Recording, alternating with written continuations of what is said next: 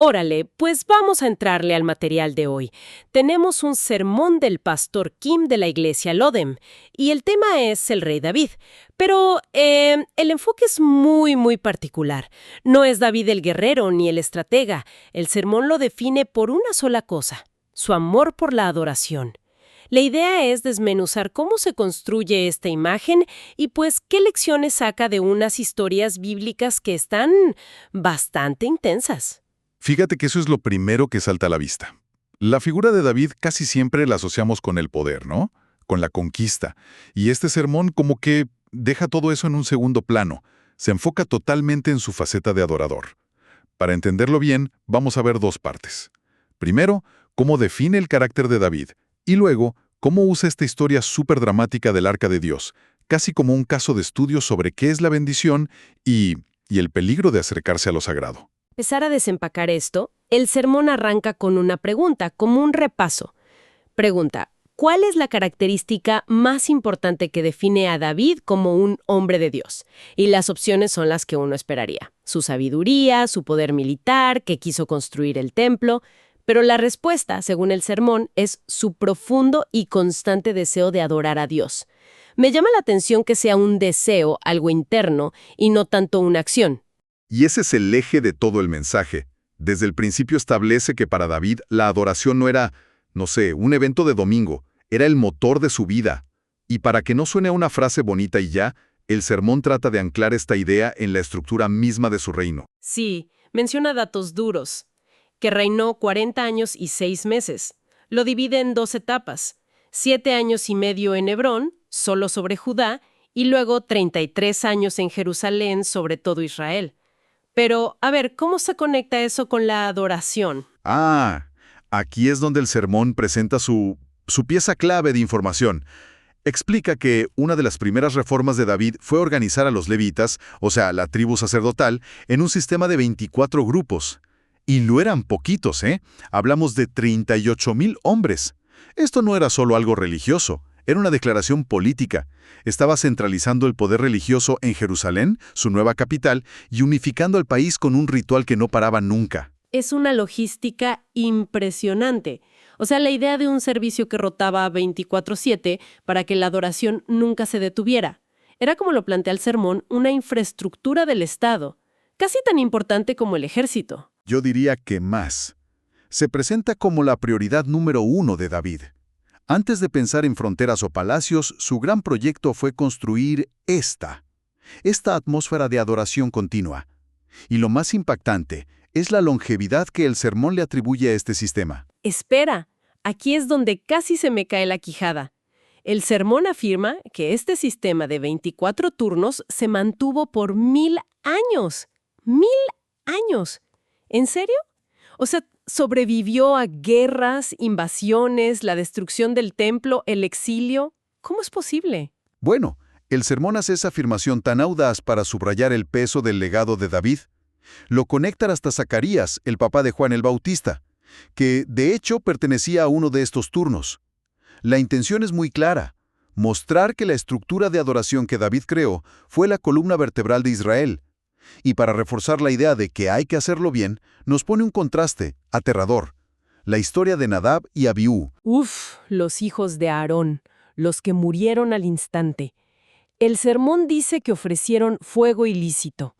A ver, ¿qué significa exactamente eso? ¿Usaron los cerillos equivocados o qué? Suena muy críptico.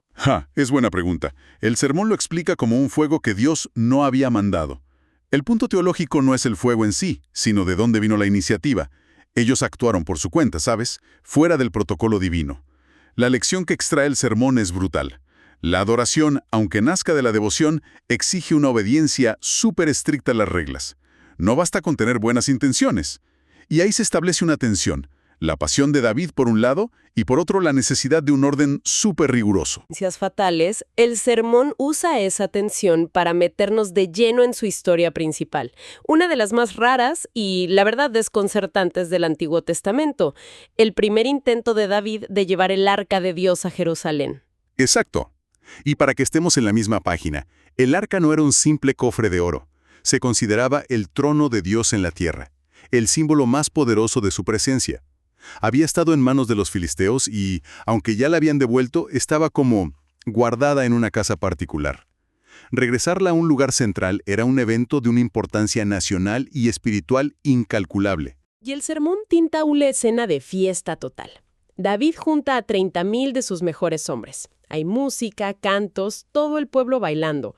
Como dice el pastor Kim, uno baila y canta cuando siente alegría. Era éxtasis puro. El símbolo de Dios volvía a casa.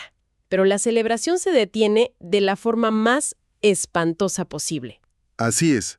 Ponen el arca en una carreta nueva, como un gesto de honor, tirada por bueyes y guiada por 2 hombres, Usa y Ahío. En un punto, en un lugar llamado el campo de Nacón, los bueyes tropiezan y el arca se inclina, a punto de caerse. Usa, en un acto reflejo, hace lo que cualquiera haría, extiende la mano para sostenerla. A ver, un momento. Aquí es donde la historia se pone increíblemente difícil de digerir. El sermón cita el pasaje que dice que la ira del Señor se encendió contra Usa y lo fulminó. Ahí mismo, murió en el acto, junto al arca que intentaba proteger. Esto suena brutalmente injusto. Su intención era buena. ¿Cómo lo justifica el sermón? Esa es la pregunta del millón, y el sermón la aborda de frente. La primera explicación es de protocolo.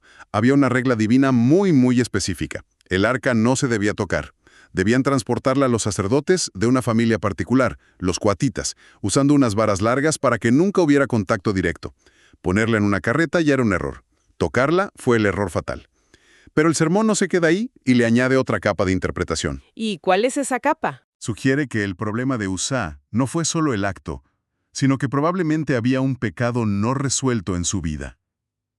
Y esta interpretación es fascinante, porque mueve la causa de la tragedia de un simple error de procedimiento a una falla moral interna. Ya no es solo lo que Usa hizo, sino quién era Usa en ese momento. Su corazón, según esta lectura, no estaba en condiciones de acercarse a la santidad de Dios, ni siquiera para ayudar. Vaya, eso lo complica todo. La reacción de David, según nos cuenta el sermón, es una mezcla de enojo y miedo. Enojo porque no entiende por qué Dios actuaría así, y luego un terror profundo. Renombra el lugar como Pérez Usa, que el sermón traduce como el pecado de Usa.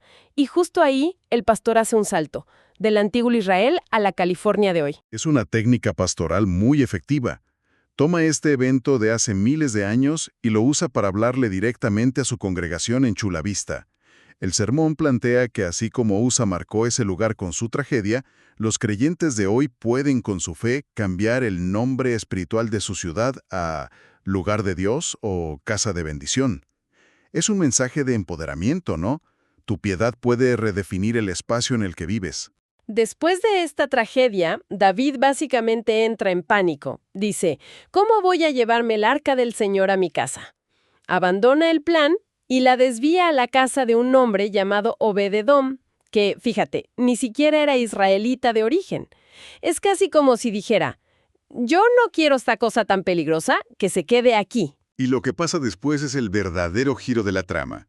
Y el punto central de todo el sermón. El arca, ese objeto que acaba de causar una muerte instantánea, se queda en casa de Obed-Edom por 3 meses. Y en lugar de traer maldición, el sermón enfatiza que Dios bendijo a Obed-Edom, a toda su familia y a todas sus posesiones, de una manera desbordante. El contraste es tremendo. El objeto es el mismo, pero el resultado es diametralmente opuesto. Muerte para uno, bendición total para el otro. Y el sermón plantea la pregunta obvia. ¿Qué hizo Obed-Edom diferente? Y la respuesta es, pues nada. Simplemente la recibió en su casa. Exactamente. Y ahí está el núcleo del mensaje. El sermón argumenta que la bendición no viene de un esfuerzo heroico, ni de seguir un protocolo perfecto. Viene de la simple hospitalidad a la presencia de Dios. Luego el sermón traduce este principio a la vida de hoy. La presencia de Dios, dice, es la iglesia, la palabra, el culto. O sea, el sermón construye un puente súper directo. Así como Obed-Edom acogió el arca en su casa y fue bendecido, la gente hoy debe acoger a la iglesia y al culto en su vida para recibir esa misma bendición. Precisamente. Se presenta como una fórmula casi directa. El sermón dice explícitamente que la verdadera bendición no se encuentra trabajando más duro en el mundo, sino invitando a Dios a tu vida a través del servicio y de ir al culto, y recalca que esta bendición no es poquito o chiquito, sino algo que llena la vida totalmente y completamente, en todas las áreas, la familia, las finanzas, todo. Y la historia termina con David enterándose de la buena fortuna de Obed-edom. Le llega la noticia al rey: el Señor ha bendecido la casa de Obed-edom por causa del arca. Y al oír esto, su miedo se transforma en deseo. Entiende que se equivocó y ahora quiere esa bendición para él. Y en el segundo intento, todo es diferente. David va personalmente y esta vez pues uno asume que siguiendo el protocolo correcto, lleva el arca en medio de una celebración todavía más grande. Y aquí el sermón se enfoca en la imagen de David danzando con una energía, con un abandono total. El texto dice que vestía solo un efod de lino, una prenda sacerdotal muy simple, y que danzaba con tanta fuerza que estaba exponiendo su cuerpo. Una imagen muy potente. El rey, despojado de sus ropas reales, celebrando como uno más del pueblo, sin vergüenza, un acto de entrega total. Esa imagen final es la que encapsula el ideal de adoración del sermón. No es algo formal contenido, sino apasionado, gozoso, casi sacrificial. Es el abandono completo en la celebración, que a su vez es la puerta a la bendición. Entonces, si unimos todas las piezas, el sermón nos pinta un retrato de David, donde su verdadera grandeza no está en su corona o su espada, sino en su corazón de adorador. Y este David se convierte en el modelo a seguir. Acoger la presencia de Dios con alegría y obediencia es el camino para desbloquear una bendición total. Exacto. Pero nos deja con una tensión fascinante, una paradoja que late en el fondo de todo el sermón. Por un lado, se celebra el éxtasis, la pasión, el baile casi salvaje de David, una adoración que rompe con el decoro, es pura emoción. Por otro lado, tenemos la historia de Usa, donde una regla de protocolo, una formalidad casi técnica, es un asunto de vida o muerte. Cierto, es una dualidad muy marcada. Entonces, la pregunta que queda flotando es, ¿qué valora más esta teología? ¿El fervor del corazón o la obediencia a la estructura? ¿La espontaneidad de David o el cumplimiento riguroso que le faltó a Usa? El sermón parece decir que se necesitan ambas, pero la coexistencia de una alegría tan desbordante con un castigo tan severo, pues plantea una pregunta muy profunda sobre la naturaleza de la fe. ¿Dónde está el equilibrio entre la libertad del espíritu y la disciplina del ritual?